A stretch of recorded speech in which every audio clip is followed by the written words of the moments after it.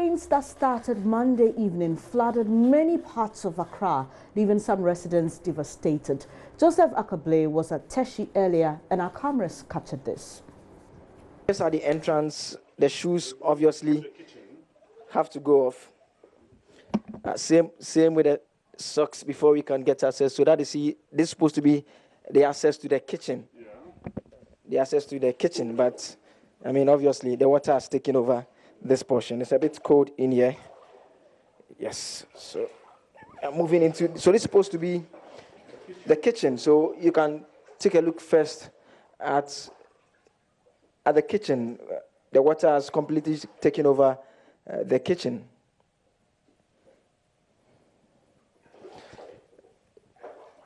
Then we move into the hall now. The situation is not any different in the hall. You can see where the water came from. Look at this flat screen. We bought it not less than 2 months ago. You can see that. So the sofa is in here. Yeah. The LED screen, the television that they watch, lying there. Everything has simply been destroyed. Yeah, now you were explaining to me earlier that, I mean, you got a phone call from your family that were in here. Yeah. When the call came in, you rushed in. What did you see in here? When I came in, they were actually standing outside, and the water was almost to the tip of it. The water that I swam through, it looked like the sea. When I came, this television, I had to pull it from under the water. It went down, everything, the kitchen. You can see my wardrobe over there. My visas, my passports, all my documents, everything is under the water there. Everything has been destroyed. So you had to evacuate the family. Where did you spend the night? 1:30 this morning. We had to go to where you came to pick us, the guest house. We got around 1:30 this morning. When they were even asleep, we had to wake them up. I didn't have any monies on me. Fortunately, I know one of the staff there. We couldn't even get him, but the gentleman in charge knows me as well. So he said, "Come on, you can have the place." So the children couldn't go to school this morning. They have not been to school. We are virtually homeless now. You can't live in this facility anymore. And for how long can we put up in a guest house? Okay, this is our daily bread, over 70,000. So roughly, how much in terms of the loss? I mean, you've talked about the books and everything. Yeah, sure. We need to sit down. The books is what I can give you offhand, offhead, but it's so much. You're seeing it for yourself. It's so much, lots of very fast. This is what I've for more than 20 years. This is what I do. This is my bread and butter. So much money in water, and sometimes I feel. Listen, look. Have you seen the construction I told you? Yeah, I watched that when we were coming. City authorities, one way or the other, should be held responsible. I'm speaking specifically of Lekma.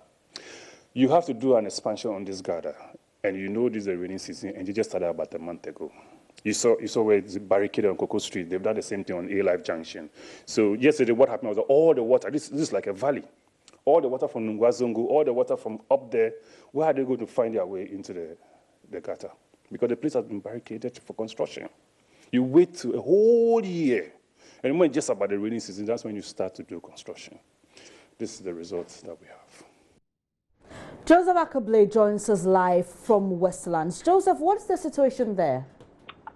Well, Bennett, so as you can see in your shot, first and foremost, this is supposed to be a waterway. I mean, the water has actually receded a bit. So you can see the water at a low level. But you don't believe it if I tell you that this water, as of yesterday, it was at a very high level, and it flooded to the extent that the adjoining residences ended up being flooded completely. Obviously, this waterway is one of such facilities that I'll be entering now. I mean, the water moved and covered this entire place, making the place very slippery, and the movement has to be a bit slow in order not to slip at this particular point. So I'm moving into the house. This is the entrance of the house. This is the entrance of a facility, a house directly opposite this place here. Now, the water came into the building. If you can see for the walls, this is the level at which the water got into. So right from the waterway level, it came this high. The entire compound was filled. So you can see right from the security post, they are trying very hard. What is taking place this morning in simple terms is Operation Salvage What You Can. So they are pushing the water out. They are trying to pump the water out, and they are trying to get everything out. There are some vehicles that are here on the car park. Now, what happened was that when the water came in, these vehicles ended up being filled by the water. So We'll be engaging the owner of this facility shortly, but I just want to show you one of the vehicles.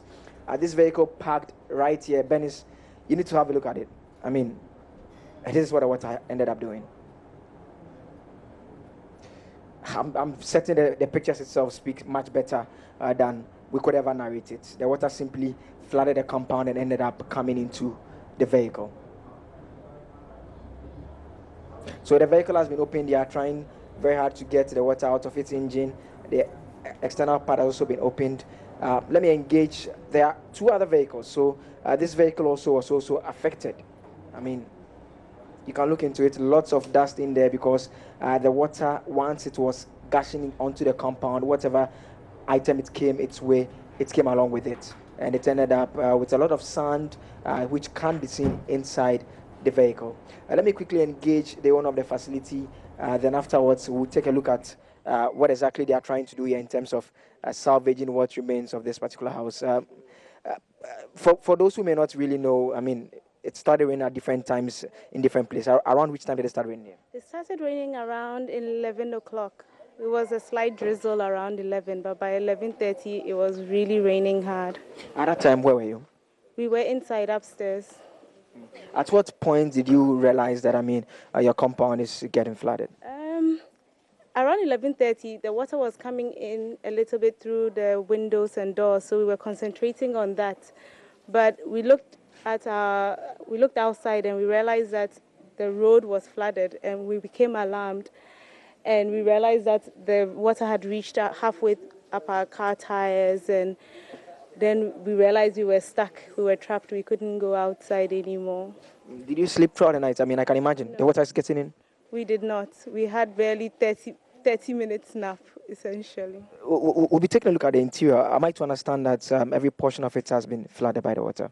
The whole of the lower level, but we've done a lot of cleaning, so you just see a lot of furniture that has been packed to the side, and because we've been cleaning the whole morning. How long have you lived here? About 9 months. Within the 9 months, have you experienced anything like this, or is the first of its kind? Never. I mean, the river across the street gets full, but never to the height. It was at my neck. That's how scary it was. It's never gotten like that. It's never even come over its banks, so we don't really understand what happened this time. But it was bad. We are just in mid-July, mid-June, I must say. We know very well that June, July, lots of rains. I mean, with what you've seen now, what do you intend doing? We were discussing that last night as it was raining, what our options were. We talked to the neighbors. They said our only option would be to gather monies from everybody and get an excavator and try and dredge the river ourselves, as efforts to contact the authorities to do it never pans out. So you think you have to take things into your own hands and do it yourself? Yes, at this point, to save our property and our lives. But the extent of damage, I mean, are there things that you've been able to salvage from downstairs, like you mentioned? I mean, no, at all. Our fridges, our freezers, washing machines, furniture, everything was in high water. Okay. Thank you. I'll come back to you shortly. But Benis, I'm sure you are eager to just look at what is going on inside. We'll just show you a bit. She explained that they've been able to do lots of cleaning. So we're just trying to just quickly just take a look at the cleaning that is still ongoing at this particular part. But this vehicle, you can look at the engine. It has been opened, I mean, for obvious reasons. The water came in with the sand and everything. So just a quick look just briefly into it. So it's lots of cleaning that is taking place, like she rightfully explained. The entire downstairs was filled. The water came in, and that made it very difficult for them. I can imagine how they had to rush upstairs as the downstairs were being filled. So the furniture and everything has been moved out. The scrubbing is on. They are trying to ensure that they clean the place and make it habitable as and when they can be able to move in. So, Benis, this is the situation here at Westland. Well, the Ghana Meteorological Agency has meanwhile announced there will be more rains later in the day. So stay safe and be sure to do what's right if you live in a flood-prone area. We'll take a quick breather now and we'll be back with more.